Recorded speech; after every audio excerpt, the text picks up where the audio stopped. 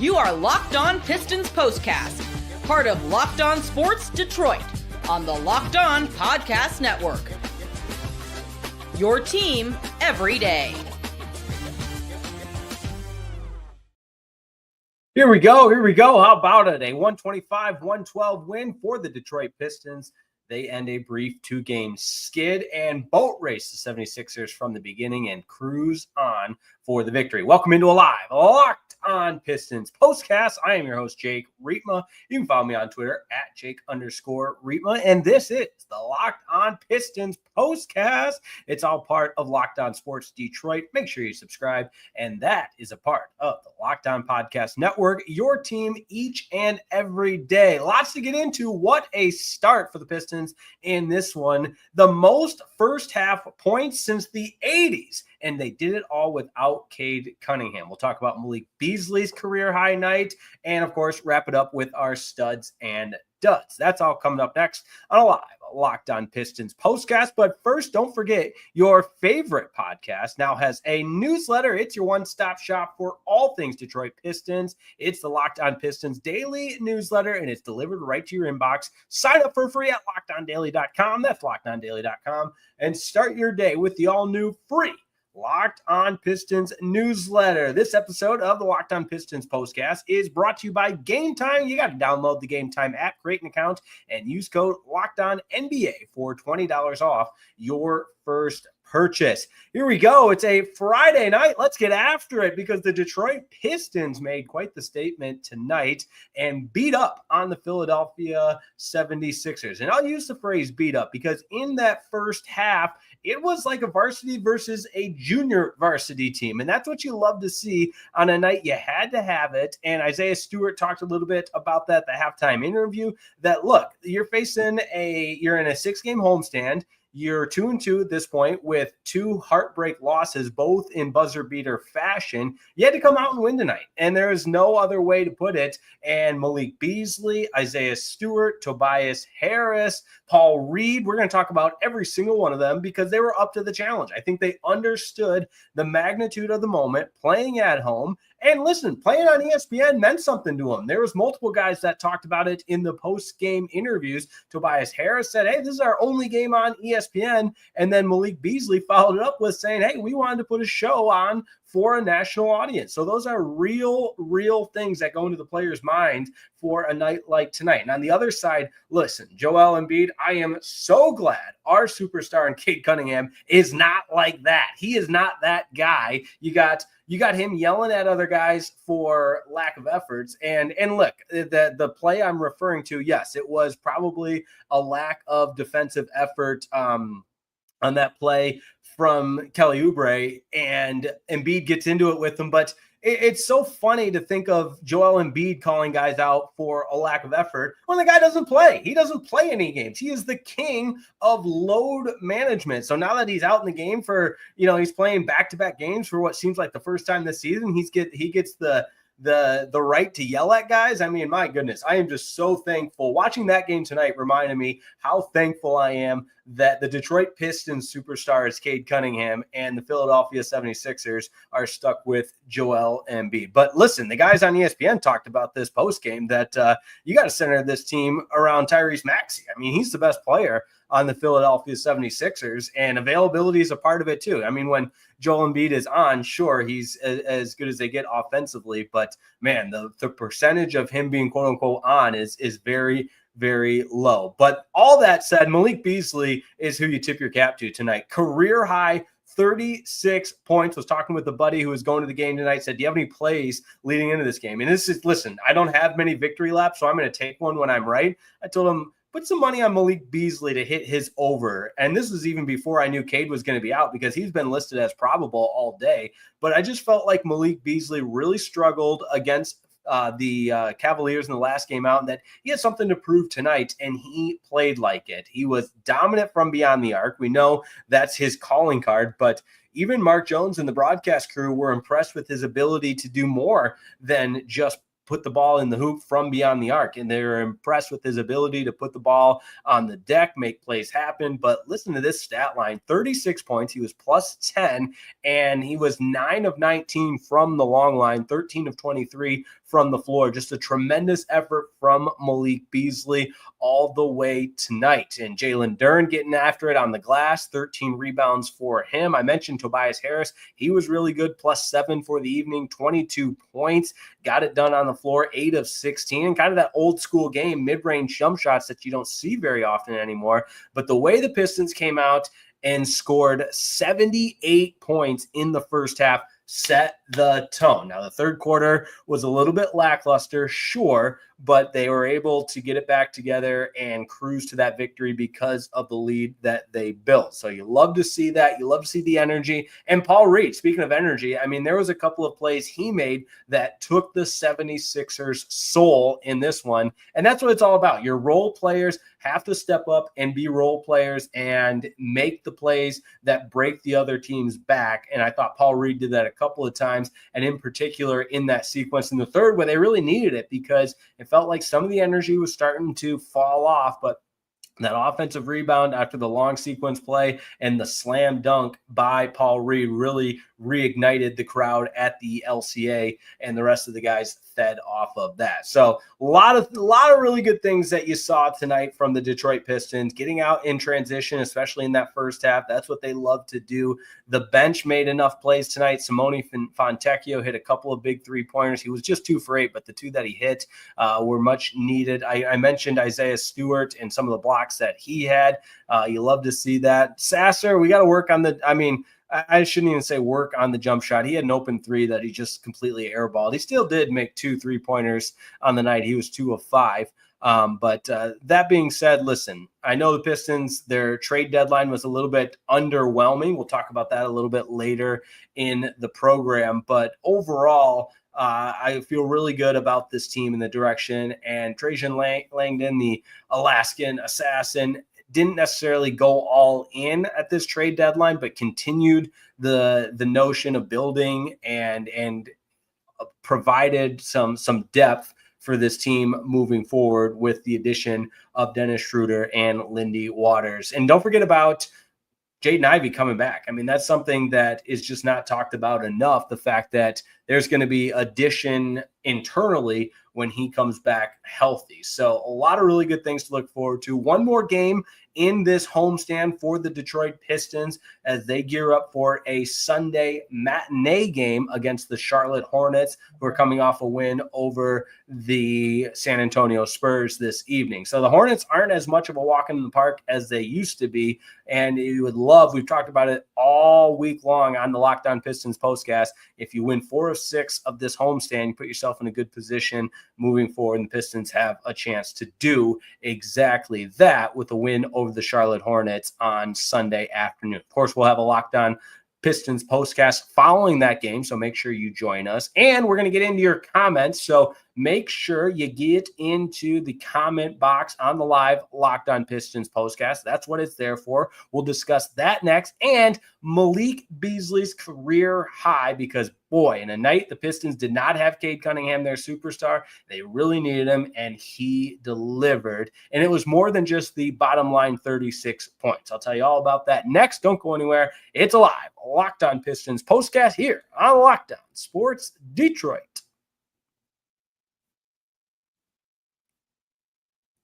This episode of the Locked On Pistons postcast is brought to you by Robinhood. That's right. By now, you know all about Robinhood because I've been telling you all about Robinhood on the Locked On Pistons postcast. But listen up. Robinhood Gold, you can now enjoy the VIP treatment, receiving a 3% IRA match on retirement contributions. The privileges of the very privileged are no longer exclusive, my friends. With Robinhood Gold, your annual IRA contributions are boosted by 3%. How about that, sports fans? Plus, you also get 4% APY on your cash in non-retirement accounts. That's over 8 times the national savings average. The perks of the high net worth are now available for any net worth.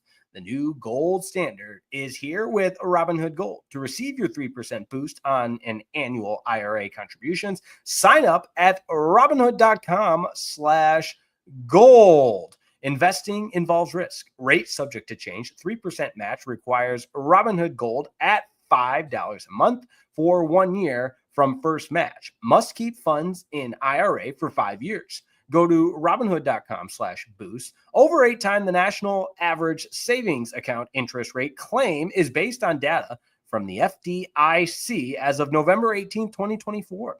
Robinhood Financial LLC, member SIPC. Gold membership is offered by Robinhood Gold LLC.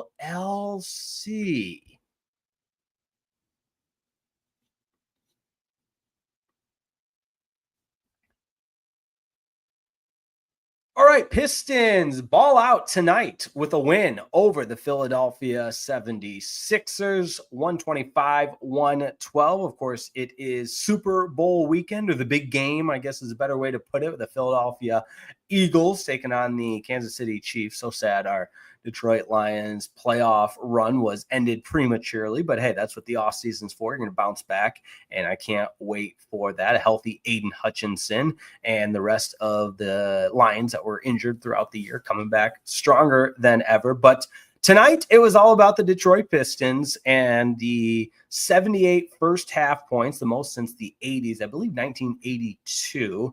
I double check that. And then holding on for the victory to get back to the 500 mark at 26-26. And it's real easy. 13-13 at home, 13-13 on the road, 26-26 overall. But let's get into your comments. I want to know what stood out to you, what you liked, what you didn't like.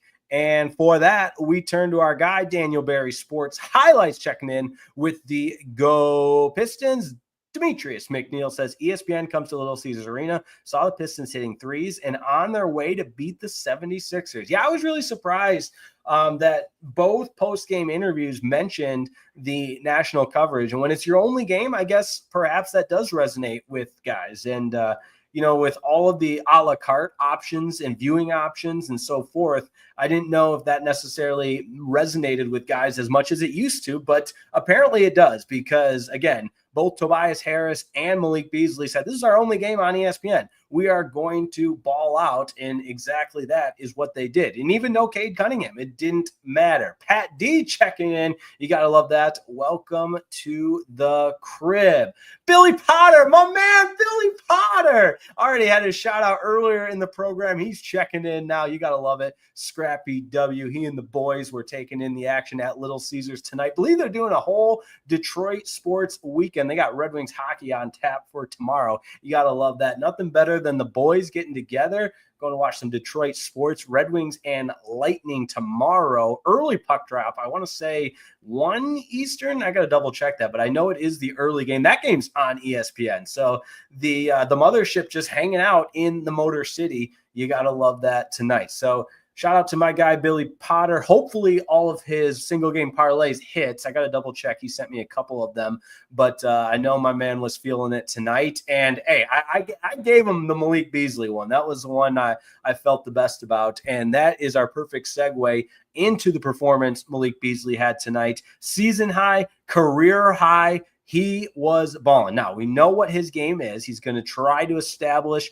that three-point shot. That's his bread and butter. 9 of 19 from the long line tonight. But again, his ability to create and in a more involved role with the absence of Cade Cunningham, you look for him to take that next step and even become one better, which I think he was tonight. He continued to let the offense kind of flow through him, which was important because, again, no Cade Cunningham, you lose such an important component of the scoring. And you could say the same with Tobias Harris as well. Looking for their shot. And it helps when you get off to the start that the Pistons did. And the defense turning some of those transition points into easy baskets early in this contest, helping the Pistons make the most of what they had going on tonight. So great stuff from Malik Beasley. He was really, really good. And so was Tobias Harris. That two-headed attack, and you add in the energy from Paul Reed, even though he was just 1 of 4 from the floor. The one he had, the putback slam, I tell you what, that was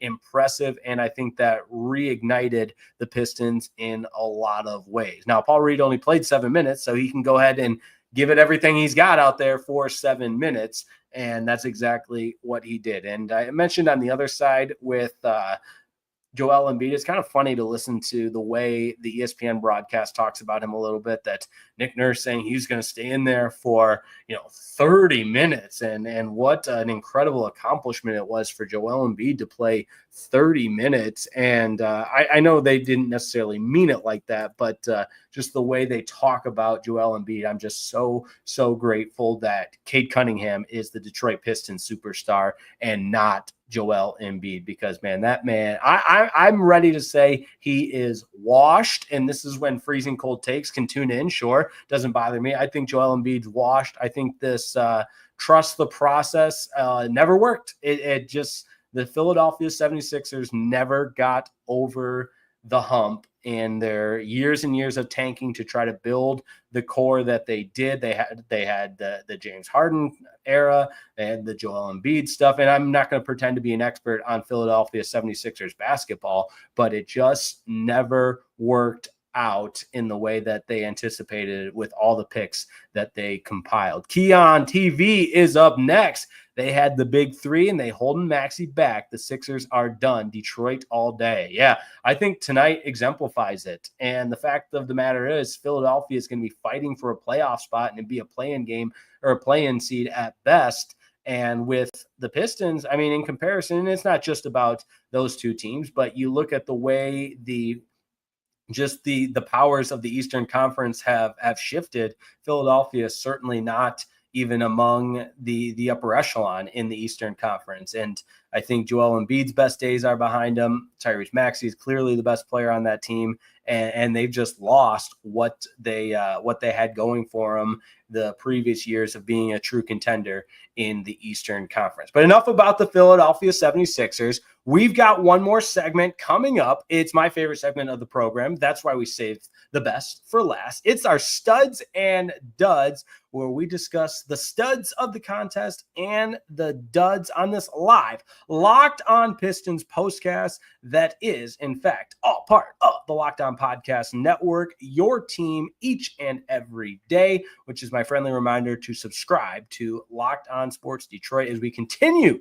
to build this audience, getting closer and closer to 2,000 subscriptions. And why not? You got a ball club that is playing at a level that certainly is easy to root for. And I know Mark Jones talked about just the personality of this Pistons team. It embodies the city of Detroit, the Motor City, and I hope this trend continues the way that it was tonight with the Pistons playing a gritty brand of basketball. So don't go anywhere. Studs and duds is next. Go ahead, give me your studs and duds during the commercial break. Back in just a moment on Locked On Sports Detroit.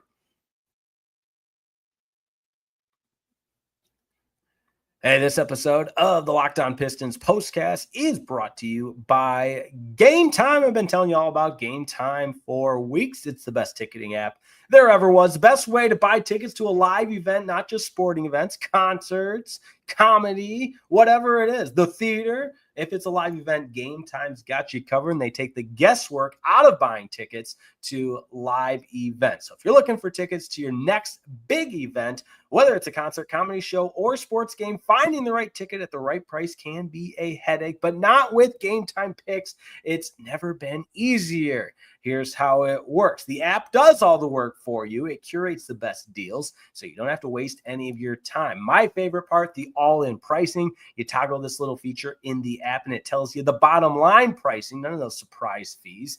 And it tells you exactly what you'll pay when you check out. The seat view is nice as well. It's a game changer, some would say. You can see the high-res photo exactly from the view of your seat. So there's no deception like some of those other ticketing apps. And the best part, you're covered with Game Time's lowest price guarantee. If you find a better deal somewhere else, they'll refund 110% of the difference. Plus, your tickets are guaranteed to be delivered on time with easy cancellation options if something comes up. So what the heck you waiting for? Take the guesswork out of buying tickets with Game Time. Download the Game Time app, create an account, use code LOCKEDON for $20 off your first purchase. Terms apply. Create an account and redeem that code LOCKEDONNBA for $20 off. Tired of spelling it out for you? It's Locked On NBA, people. Download the Game Time app. Last minute tickets, lowest price guaranteed.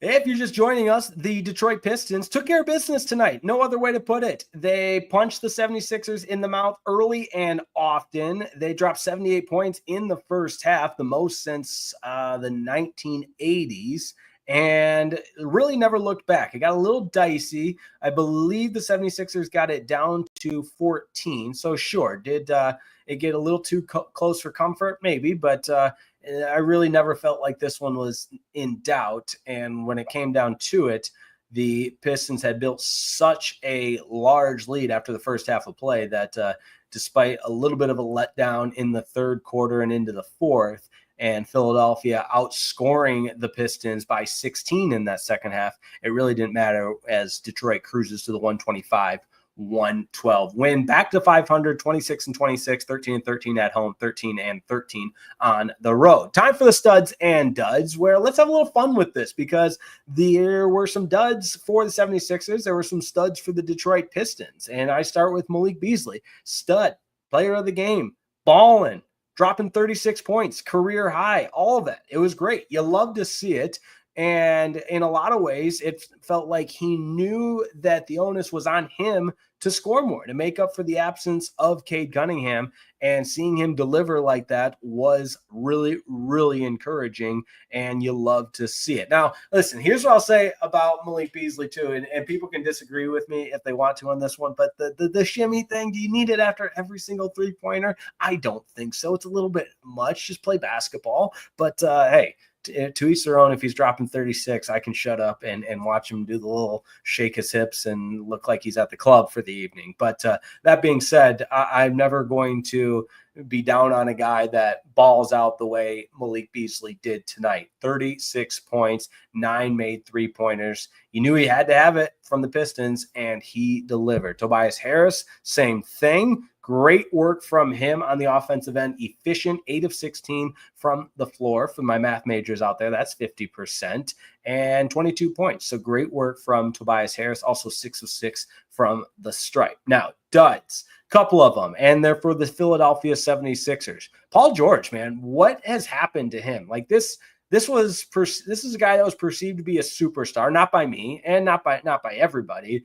But given his contract and the big, offseason acquisition that he was, you just expect more from him. He was 6 of 10 from the floor, 2 of 3 from the long line, 14 points. He was -8. And maybe that's picking on him, but he just didn't impact the game. And you add that to Joel Embiid sitting out every other night. I would hate to be a Philadelphia 76ers fan. Embiid finished with 23. He was 19. He had 6 assists on the evening. Maxey finishes with 27, 9 of 20, and from the floor. And again, if you ask anybody, Tyrese Maxey is the best player for the Philadelphia 76ers. But that being said, more studs for the Detroit Pistons and the way that this team gelled together. I just give the entire team for the way they started this game, outscoring Philadelphia 42-27. I mean, 42 points in a quarter is crazy. And that's what the Pistons had tonight. So great work from the team and the start. And so I give the effort from the Detroit Pistons at the start a huge stud and a critical part of this game because they really, really never looked back. Now, we got a couple more minutes left. So if anybody wants to get these studs and duds in the comments, then sure, let's go right ahead. We've got Mary Jo Isaacson checking in. How about that? Great to watch the Pistons with a win. That's my grandmother tuning in. You got to love it. Keon TV as well with the comment. PG going to call him Podcast P. He don't care about basketball. That's true. He doesn't. He really doesn't. It's so funny. PG-13, playoff Paul, whatever. Yeah, he's podcast Paul. That's a good way to put it. There's too many NBA guys like that where it's just like, my goodness, just go out and play. I mean, I miss the old era of the NBA. Some buddies and I were talking about that. Today it's like, and I saw this tweet, I thought it was pretty funny, that NBA fans care more about trades than they do actually watching the game and what takes place on the floor. And I thought that was pretty funny because it seems like the only time like the excitement heightens for the NBA, it's, oh, there's a big trade. And obviously the Luka trade fuels that, but it's just like, I miss the days where, you talk about the actual performance on the court. I mean, with those 2004 going to work Pistons, like you won games 85-75, and you just don't see that anymore. And I know the rules changing certainly dictates that, and the narrative out there is that nobody wants to see defense anymore. And it's not sexy. It doesn't sell tickets. It doesn't boost ratings, but the ratings haven't been this bad in a while. So maybe there is something to what the old NBA used to look like. That being said, as always, appreciate everybody tuning in. I won't get into my old man yelling at clouds or get off my lawn type of rants, but you know what I'm trying to say with that one. But hopefully Cade Cunningham will be back in the lineup for Sunday's game against the Charlotte Hornets. Last game of the homestand before the Pistons hit the road to be back on the road, I believe, and I'm double checking right here. That's right. They go to Chicago. I thought that's what it was. It was back-to-back in Chicago, both Tuesday, the 11th, and then again Wednesday, the 12th. Oh, back-to-back games. Hopefully they can play second night of a back-to-back, second night of a back-to-back, second night of a back-to-back.